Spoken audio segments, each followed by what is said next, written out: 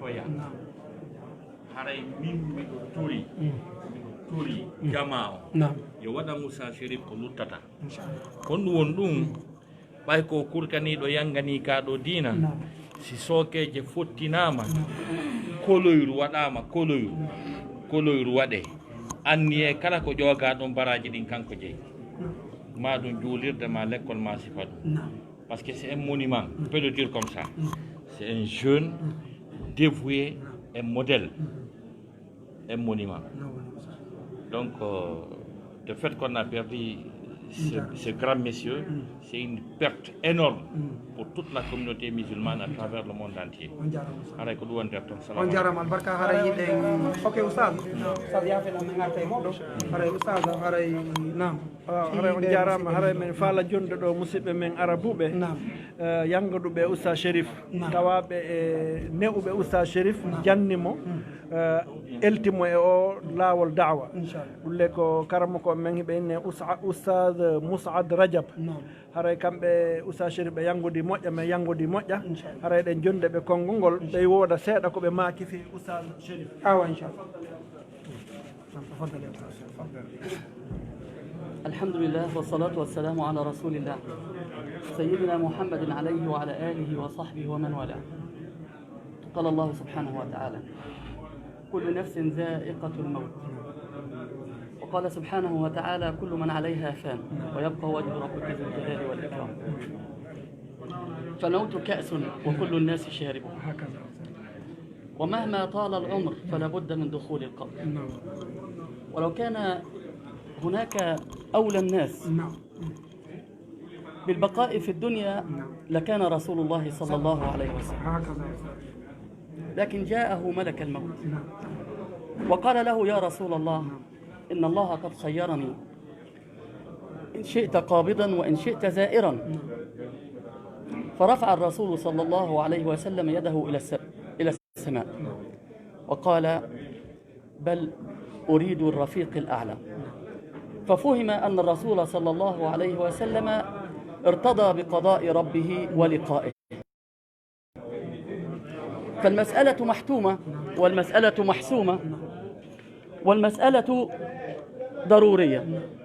رضينا أم لم نرضى. ولكن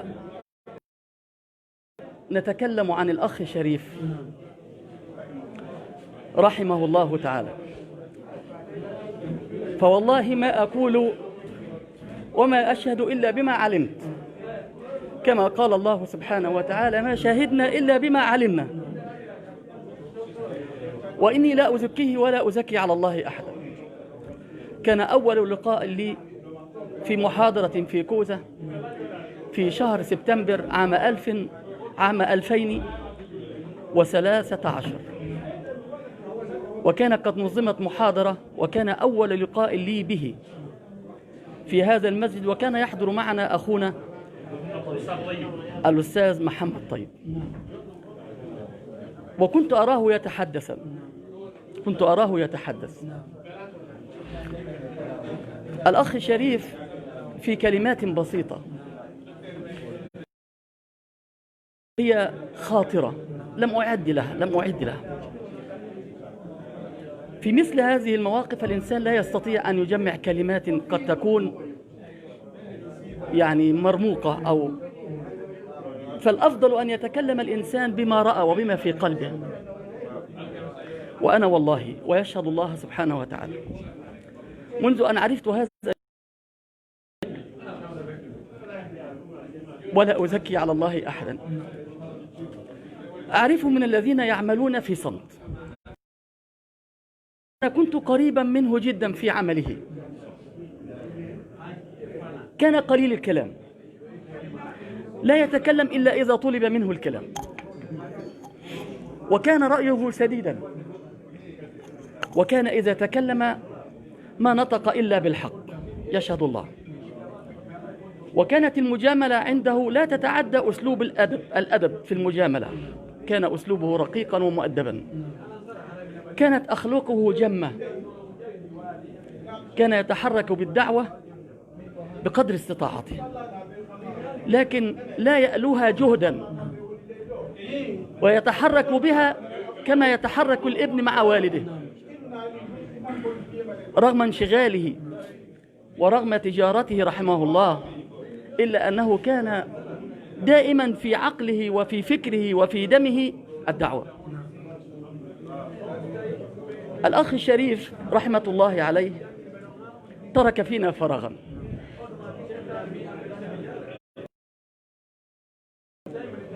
أقول أنه كان من أعمدة الدعوة ومن أركانها في هذا البلد، وربما كان في بلاد أخرى قد لا أعرفها، إلا أنه كان مخلصا وأحسبه عند الله كذا. كان مبتسما، وكان دائما عندما أقترب منه أجد عنده نوع من التفاؤل. لما كنا نتحدث في أمور الإسلام والمسلمين كنت أجد الأخ الشريف عنده نوع من التفاؤل، متفائل، وهذه من سمة الصالحين. ما لبس نظارة سوداء وما كانت الحياة قاتمة بالنسبة له، كان دائما متفائلا. وسبحان الله العظيم، الموت لا يفرق بين شاب وشيخ ولا بين صحيح ومريض. كنت دائما أسأله أن يدعو لي بما أنني مريض بسرطان في الكبد، كنت دائما أسأله أن يدعو لي. فسبحان الله، يأتي اليوم الذي أدعو أنا للأخ الشريف، مع أنه صحيحا ما كان عنده إلا سكري كمان. فجاء اليوم وهذا ما يبكيني،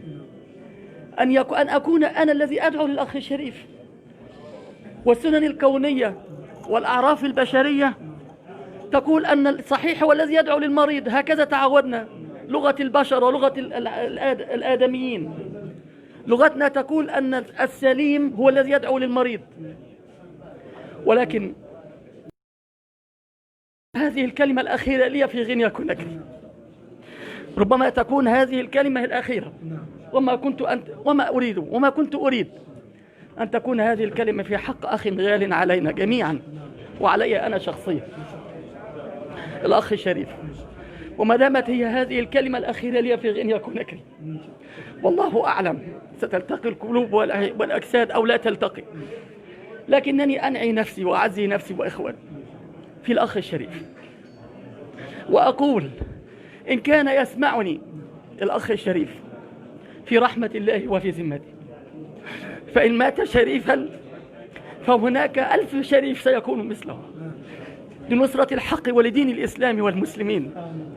إن كان قد رحل عنا بجسده فأنا متأكد ومتيقن، والله يشهد على ما في قلبي ولا أدري ما في قلوب البشر، أنني لا أنسى الأخ الشريف، لا أنساه ما دمت حيا. وأقول للإخوة أيضا لا تنسوا أخاكم، لا تنتهي الجنازة وينتهي معه سيرته، لا أبدا. الأخ الذي ترك فينا أثرا والبنات أثرا، وكم نظم من محاضرات نسائية، وكم كان له من صولات وجولات في الدعوة، لا يجب أن تنسى فور أن نضعه في القبر. وأقول لك أخي الشريف في رحمة الله وفي ذمته، ونحن على الضرب سائر، ومن خلفك إلى أن نموت إن شاء الله ثابتون، نسأل الله أن يثبتنا. وأقول للإخوة هنا أحبابه وإخوانه في غنيا كونكري، سيروا على ضربه وانهجوا نهجه، لأنه كان ضربه ونهجه وسنته هي سنة رسول الله صلى الله عليه وسلم. فأحرى بنا أن نكمل هذه السيرة وأن نكمل هذه السنة، وأن نسير مع الشباب والنساء والبنات، أن نسير معهم كما كان يسير. أما عن بيته وأزواجه وزوجاته فأقول لهم ستلتقون إن شاء الله، وبلغوا هذا إلى نسائه سيلتقون به في الجنة، لأنه أخ صالح وشاب طائع. فكم كان طائعا، والله كنت أتحدث مع من أصغر منه ومع من هو أكبر منه. الأخ الشريف في ذمة الله، وأنا على يقين أنه في جنة الله، وهذا من حسن ظننا بالله، حسن ظننا بالله أنه في جنة الله إن شاء الله. أسأل الله العظيم رب العرش الكريم أن يتقبل أخونا شريف في غام رحمته. اللهم تغمده بفاسح رحمته، اللهم أكرم نزله، اللهم جاف القبر عن جنباته، اللهم اجعل قبره روضة من رياض الجنة، اللهم اجعل أعماله في ميزان حسناته، اللهم اجعل أعماله في ميزان حسناته، اللهم اخلفه دارا خيرا من داره، وأهلا خيرا من أهله، وأولاد خيرا من أولاده. اللهم تقبله في الصالحين يا رب العالمين. اللهم ثبتنا من بعده، اللهم ثبتنا من بعده، اللهم ثبتنا من بعده. أقول قولي هذا وأستغفر الله لي ولكم، وأسألكم لي وله الدعاء ما دمتم أحياء، وكذلك نتواصل في الدعاء لبعضنا البعض، فخير الدعاء ما كان للأخ بظاهر الغيب عن أخيه. وصلى اللهم على محمد وعلى آله وصحبه أجمعين. سبحان ربك رب العزة عما يصفون، وسلام على المرسلين، والحمد لله رب العالمين. شكرا يا أستاذ، جزاكم الله خير وبركاته.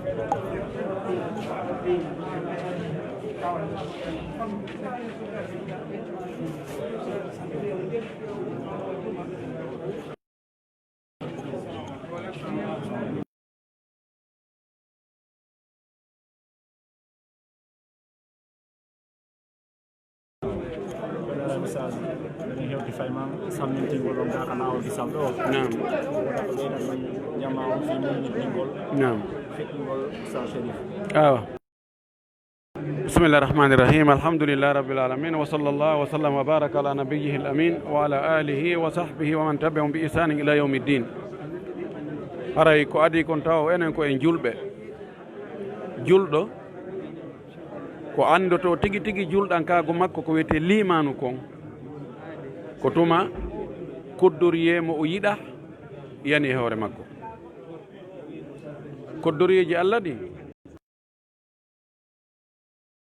neɗɗo on e intérêt makko e nafoore makko ko aduna ga, ko ɗum wati e tugale limanu ɗen khayrihi wa sharrihi. julɗo non haray ka ɓernde makko imo mari ɗon place yaajuɗo fi ka koddoreji Allah, musibaji ɗin, jarrabeji ɗin ka wona heƴa kadi. kala ko Allah waɗi wallahi haray ko ɗum woni ko moƴƴi ko. Allah faljata, o fayata, o toñata, waɗortamo ko waɗi kon fof haray ko hoore gandal, e hoore eɓɓan ɗum, e hoore koddoriye. oɗo suka meɗen hiɗen felliti e maaya, hiɗen felliti o maayay, kono na fewn ɗo habbino ɗen, na fewn ɗo habbino ɗen few. kono ɓay Allah addi fewndo ɗo, en andi ja ko fewn ɗo ɓuri moƴƴude. en jaɓi koddoriye on, yentori Allah yo Allah yaafomo. haray julɓe ɓen fuu ko yo ƴettu ɗum ɗo waaju tentini sukaɓe ɓen, yoɓe ndaaru o fewndo ka Allah ƴettitimo ɗo ko fewndo ka fuu faalamu. jokkuɓe sooɓe ɓen no faalamu, jokkuɓe sama kala ɓen no faalamu fewndo ɗo. hino ngari, hino darnde, hino jawdi, hino piiji ko ɗaɓɓa e neɗɗo kon fof ka be himo mari. ɗon ɗo sukaɓe ɓen yoɓe wattan yiila, ɓe anda mayde wona be accident tum ɓayoɗo na accident waɗi, o yon tigui heblo o moƴƴina donkum makko kun, o haɓɓa kun ha moƴƴa, o jogito, o jooɗo ɗon. hara simayde nden ari naygol ɗum ɗa mi addoyal, ɗum ɗa mi heɓa o eɓɓani. sukaɓen ko ɓe jokku soobe, ɓe wakkilo ɓe jokka diina, ɓe jokka peewal, ɓe wakkilo ɗaɓɓugol kadi jawdi dagindi ko ɓe surritora. haray yo ɗum ɗo wonan en waaju ɓeydo, na hande fuɗɗi sukaɓe, na hande fuɗɗi mayude, na hande fuɗɗa mayede, kono ɗum ɗo kadi ko hunde wonde goo. haray en tori jama on fof yoɓe muññomo, ɓe yarlomo, yo ɓe waajitor ɗum ɗo. en torki Allah yo Allah yurma en, yo Allah yurma o, yo Allah yaafo, yo Allah naatomo aljanna, yorno bakkatuji makko ɗi. wa akhiru dawana alhamdulillahi rabbil alamin, wa sallallahu wa sallam wa baraka ala nabiyhi amin. jazakumullahu khairan docteur. haray de woni ɗo kadi Oustaz Souleymane Ko Loma, haray woda makuji seeɗa koɓe makani hen ɗo inchallah yo e fatunde Oustaz Chérif ɗo gueɗe ɗen fi mum hande en fof no manni. رب العالمين ثم الصلاة والسلام على رسول الله بعد. السلام عليكم ورحمة الله وبركاته. أرأي إذا نجلي كنا شيخ دكتور ماكري دوني فايدي كم ماكا إنه كم فوق بأدي تكلم. أرأي إذا نجلي شريف أولو ko anda ko yanganagol diina si tawino ko jawdi o mari o wawatano heɓude wa feccere ɓeeɗo yimɓe hay si hawtiɓe fof ɗum ɗo fof ko waaju wonanden enen surtout noon onon sukaɓe ɓe ko noon kadi aɗay buyno sikkono ɗo ko corona naɓata goɗɗo joni haray oɗo no nette na nawnaare o yanirni tawi lajal timmi onno enete haray en foppo ko habbade ko meɗen kon waɗana mo du'a waɗi ko en watan e laɓɓinta ko wawɗen ko du'anade mo holla onno e nette sukaɓe ɓen fof yo wakkil par ce que oɗo kadi siko zugol balon siko amugol kala ko o yahi mo gayna waɗi mo hecciɗi mo jogui darde kono o acci ɗum ɗo fof o jokki diina haray diina kan onno e nette cuɗimo hande ɓawo nde o hucciti waɗi en fof en andatano ono jogori ni onno e nette jama on no waɗiri ɗum haray kono yiigol ɓeeɗo yimɓe andinta goɗɗo si tawi ko honno o wonirno ɓe indi wo ya won kun rajulan ida marra qalu marra rajulu wa hadha al athar haray ya wonu goɗɗo si tawi o feƴƴi ɓe wi'a wondema gorko feƴƴi kono hino batte makko on ɗo on ɗay ɗo ɓeeɗo foppo hande ko ɗaɓɓoɓe mbuu ɗum fof acciti ɗaɓɓere mum ari ɗo fi tawegol e ɗaɓɓugol baraji haray ɗum ɗo ko waaju wonande en haray men weltanike kadi on onon wonɓe e sakitude oɗo dawa waɗi ko noon e dawa ni haray ɗen toro Allah tabaraka wa ta'ala yo Allah waɗumo ko aljanna ɓurɗo e towude enen kadi o timminira e ndina e lima ha nde o ƴettiten أقول ما تسمعون هذا وصلى الله وسلم وبارك على نبينا محمد وعلى آله وصحبه وسلم وآخر دعوانا الحمد لله رب العالمين. albarka oustaz mi weltike yo Allah ko mbaraji ɗin haray ɗen hewtade kadi salmina ɗo docteur Alseyni e ko calendrier ji ɗin ɓe gandi kamɓe kepani en ɗi calendrier ji meɗen dina haray woda makuji seeɗa koɓe makani alhamdulillahi rabbil alamin wa salatu wassalamu ala rasulillah wa ala alihi wa sahbihi tabi'in bi ihsan ila yawmiddin wa ba'd batta julɓe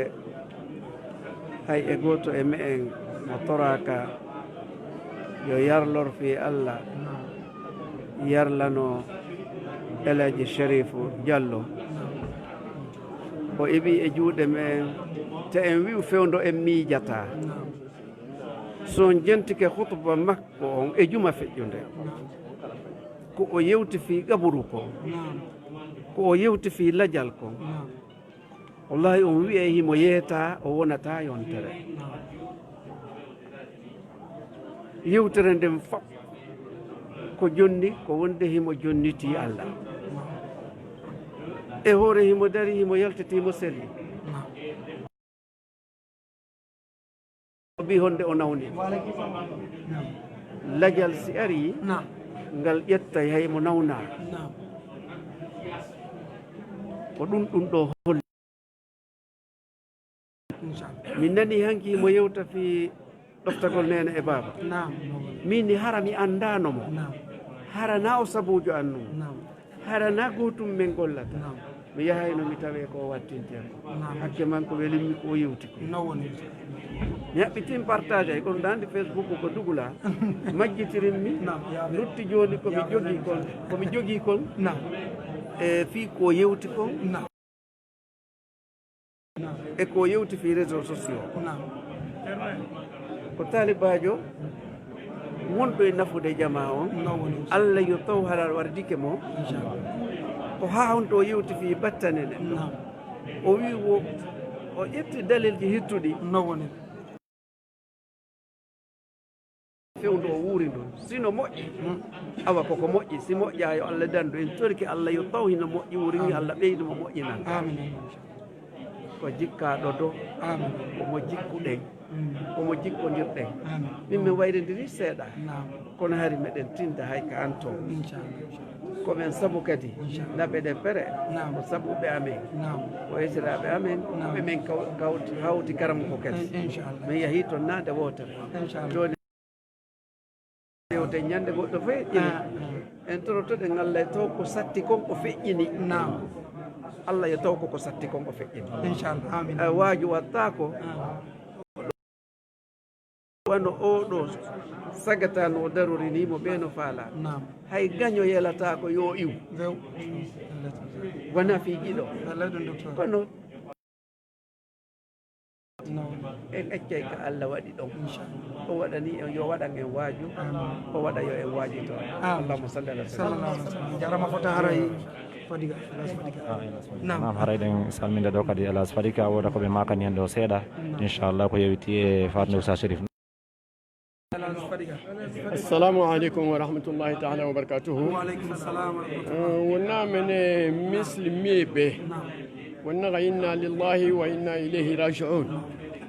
Wonga kire na kam belari fami kiren be mara futa be mara lagine birin ka fure nan belari ki parce que fure nara shafi ibadatillah ala sharif jallo findi nanandira abari amo afindi muslimi ya khaji hadra babil belira kana mujahidan kabiran في سبيل الدعوة الإسلامية. ندان شريف جل كلونكي الحاج باتي ننسابرا. ننورا خاني نمبي إن شاء الله أكبر. ما تان ندنا فافلا بقيفري إنك ليسون سبي. إفاما فلا بيومي جيسي إنك فابي أتو من الشريف جل فامني الدعوة تربا ما منبا وما. lonni nuna yi amma nu khunun kifan a kharanki a khununki amma fata falade parce que na fe na wonyi de na wonya mai kharanki me mu fata falade barame me Sherifu Jallo ala nabirin sona na be ndan Sherifu Jallo kolon mu ko biya ki fatah lal golan أنه أنا جمعية خدمة الإسلام الخدمة نينو كونفرنس نغانا باما نيووني دي كونفرنس انترناسيونال إسطنبول سانيا فيرين مغنون شريف نانسي كمانا دونك ونا كولو نكوي أفين دي مخينانا نغام برا دي كوي أنو رجو شوشي كوي نانا تو ندنا فوتو تو بلا كل من كنا إنا غيي فولي كبر لاغرا يقول من هذا عواربا فإن سياقي ونا منا خبيلة به سيرتو ونا من نمسا وملا parce que asaki barafam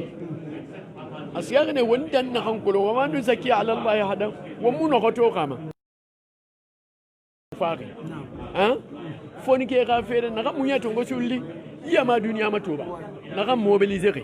amen na ga ministre nara amen na ga chef de l'état nara qala na rabba mi ka furebe ila man ka fa ina alhamdulillah ba wata mene wobe yandi woga sabari me wonga le kuna lana qudwa akhafini wombe qudwa tuira wonga bira ka kira fora alko wonyi misil miyar sabati makana kala gine kuy alko misil miyar sabati kana ka duniya kuy wombara wombiri wonga suqa alabe wonga ya karan ya ayyatuha an-nafsul mutma'inna irji'i ila rabbiki radiya fadkhuli fi ibadi wadkhuli jannati alqa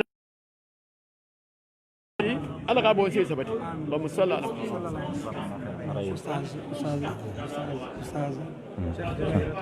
aray de wonduno de wono tenirɗon noon jama on ɗo no heewi moƴƴa ko fure woni hettaki taho siɓe hewtiɗo joni fure on juule on sumati noon wattina inchallah aray ɗen hewtude ɗo salminen ɗo sa salman ɗo woda ko ɓe makani hen ɗo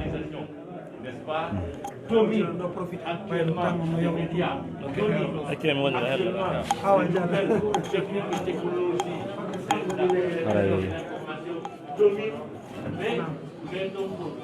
en hewtude salminaɗo Oustaz Salman haray li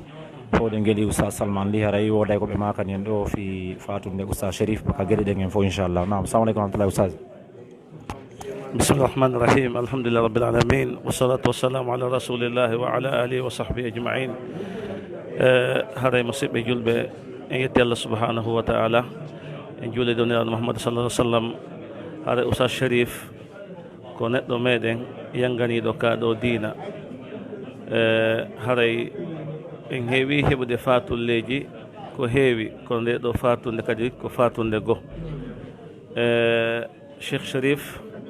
فوهي سيدي تنيمو وكيلاري مكو دين كو دينا ادر نقول مكا او دو دعوة بمبي كيكي دي جمع ان يلولما. شيخ شريف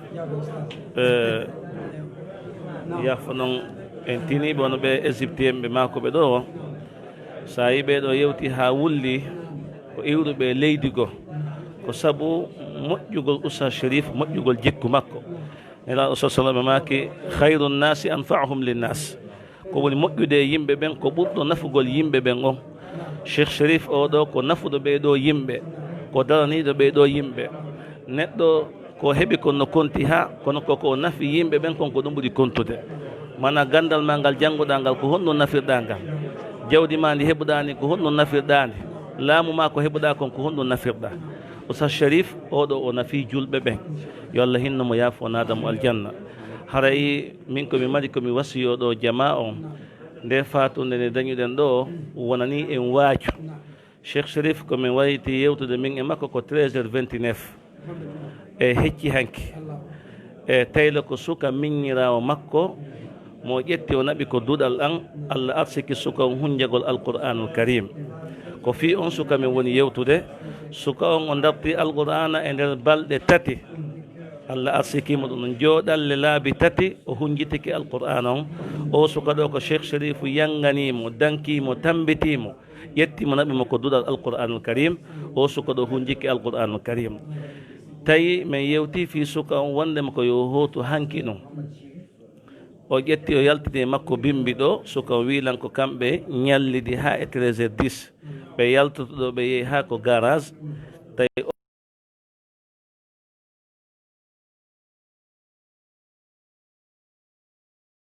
kanko e suka on ɓe yeehi Madina ɓe woni ɗon ko bitiki ɗon ha télé makko takko fana o immini suka on miñam makko yo aran soƴƴare ndin suka on arani soƴƴare ndin ƴetti naɓanima ko place e suka o wi kono jaka ko o cippi e maggal ɗon o ƴewtata e maggal hande kadi ɗum ɗo ko waaju wonande goto kala haray mi wi'ay sukaɓe tawɓe ɓen no fewndi télé ma génération Oustaz Chérif yo wona ɗum ɗo wonan ɓe waaju njano yo wonan ɓe waaju njano haray lantori piiji ɗiɗi jama on goo on jonnedirgol juuɗe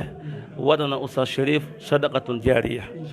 e sadaqa jariya imma ko asgol koloyru ma ko darnugol jami'u kala no tawata jama on fottiranimo kala e wakkilo waɗana hoore mum waɗanen Oustaz Chérif sadaqa jariya si iwi ɗon haray jama on telema e ɓeygure makko nden wata e yeggutu ɓeygure makko nden himo acci alyatimaɓe haray ɓay ko enen dogidi e makko haalajal makko timmi o hikkori yeeso meɗen enen ɗen ɓaawo ɓeygude ko acci ɓaawo ko wata en yeggutu ɗum enen kadi en annda ko hodde tuma torki Allah subhanahu wa taala yo Allah hinnomo yaafo yo Allah naadumo aljanna moƴƴereji kala ko waɗi ko yo Allah jaɓanmo kala ko woopi ko yo Allah yewtanmo yaafanomo yo Allah subhanahu wa taala wernumo aljannatul firdaus al ala bi rahmatika ya arhamar rahimin la hawla wala quwwata illa billah wa sallallahu ala nabina muhammad wa sallam. aray min indanden ko Diallo Mouhamadou Boy ɓe nammi Alaji Boy Garambe allahumma salli ala muhammadin wa ali muhammadin wa sallim.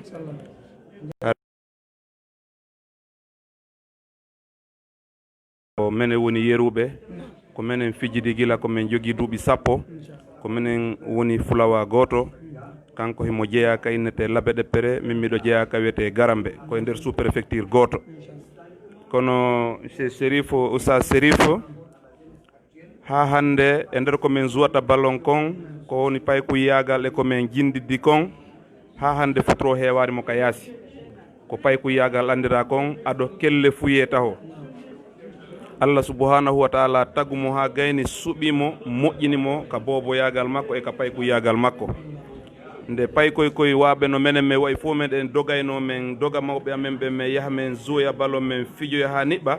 kanko himo dogude himo ɓawa babe makko no make alaji madiw labe ɗe pere donc haray ɗum ɗon Allah ko seede menen kadi ɓeeri komin manditi e makko komin seede babe makko no tawa e mawɓe attiɓe darnude galle ha gayna darna jullude ka nder galle ɗum ko Daka kaynete Texas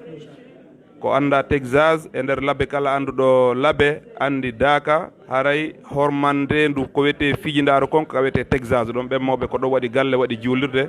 haray o suka himo ko ɗon o ne'a o janɗi ɗon ndum fijindaru ko fijete kon fof kanko ha hande goɗɗo fottali e makko ka fijete Oustaz Sérif no woodi anduɓe Oustaz Sérif no gasa ko hewtiri telen Konakiri ɗo ma ko janɗi seeɗa o anda ka lycée ma ka collège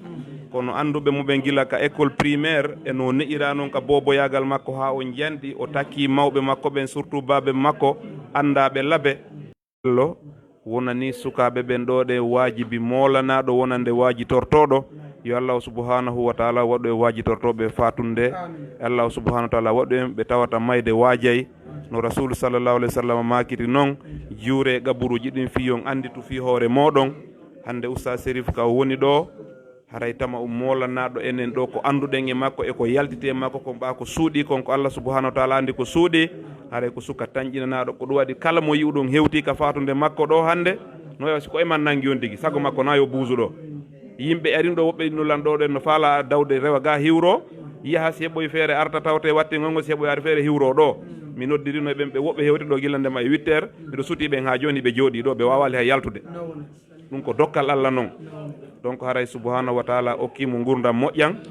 Allah subhanahu wa taala okkimo mayde moƴƴere en turki Allah subhanahu wa taala yo Allah okkumo battane moƴƴo o wernamo ko jannatul firdawsi la'ala ko neɗɗo wonɗo andintinde umma on e nder aduna Allah on ko fi hon ɗum woni ko tagana ɗen o andini en fi jooma meɗen o andini en fi rasulu sallllahu alayhi wa sallam ko honɗum on ɗon nelira ɗum ɗo fof ko yurmede wonande ɗe ɗo mofte ko wonande o tagore ɗo wonande o jama surtout génération makko on o ala e haaɓude no saykoɓe ɓe makiri noon o ala e iwnude ɗo no ndiyan no sajude ma ɗum nangue no yalti pandi ma ɗum no jemmini oɗo ko andaɗo koye noddugol diina kan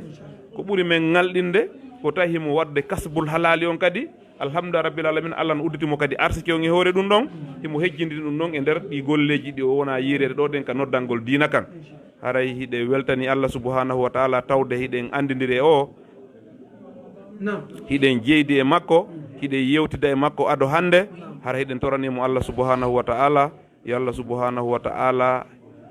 waɗanmo lahara fotode yo malaikatu rahmanu en jaɓɓomo ko golli e moƴƴereji ɗin kon foppo ko anda ko yo Allah ƴettanmo ko wopiti ko boni kon fof ko golli yo Allah accanmo yo Allahu naadumo jannatul firdawsi yo Allah waɗu barki e ɓeygureji ɗi o accitiri ɓawo gaɗin yo Allah okkumo ka gueɗalɓe makko e ka famille makko toon lontotoɓe mo hara ko jokkayɓe ko jokkuno kon si ɓuurali hara jasali e nder ɓiɓɓe makko ɓe o accit ɓawo gaɓen yo Allah waɗu barki e ɓeygure makko nden yo Allah waɗu barki e huwodiraɓe makko ɓen yo Allah waɗu barki e golleji ɗi o accitiri ɓawo gaɗin yo Allah arsi ko wuruɓe ɓawo makko ɗo ɓen gollangol mo ko tawata ñande o e ñande himo hendade baraji nafoore ko golli ko giɗen andi kanko o gollani hoore makko no Cheikh Salman Ly Makiri ni sadakatu jariya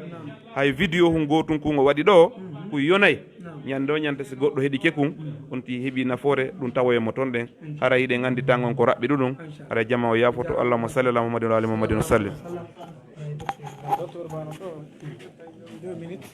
assalamu aleykum rahmatullah haray ɗe wonɗi ɗo e docteur Ba kadi gal woda koɓe makan hen ɗo seeɗa inchallah musidɓe julɓe tedduɓe haray watten soke micro ne soke waleykum salam wa rahmatullah alhamdulillah wassalatu wassalamu ala rasulillah wa ala alihi wa sahbihi wa man walahu wa ba'd haray ko adi ko en salmini jama on fof e wiyaniɓe assalamu aleykum wa rahmatullahi wa barakatuh si ɗum yawti haray ɗuuɗa ko dewteten e ko ɓe maki kon haray ko hiwragol tun jama on fof toro jama on yo yarlo inna lillahi ma akhadh wa lahu ma a'ta wa kullu shay'in indahu bi ajalin musamma haray ko en yarlo oto musidɗo me en haray mayde nden kan ɗen andi ko piiji on tigi ko waajitor ara nun ɗon on tigi yarlo mayɗo on yalloramo saabi Allah subhanahu wa ta'ala sabu ko Allah okkuno en kanko kadi ƴettiti en ɗimmon ɗum on tigi yarlano faatiɗo on saabu haray en anndi oɗo ko huwodiraɗo o wakkilinoɗo imo huwo mo jogii siɓɓe mo jogii yiɓɓe mo jogii huwodiraɓe ɓeeɗo fof kala tawata mo faljuno